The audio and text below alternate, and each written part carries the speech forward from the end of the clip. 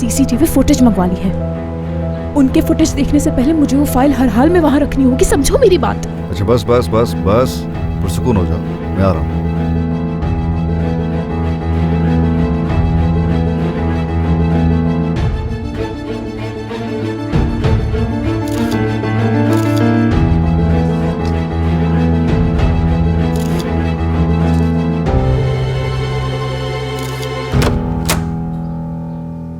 अनम, मैं तैयार हूँ, चले?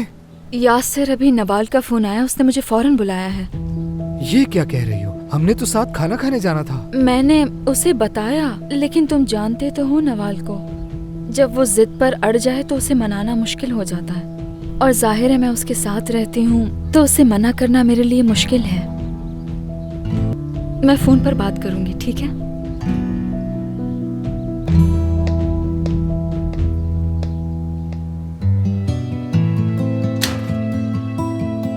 मैं तुम्हें सबसे आजाद करूंगा अनम, देखना।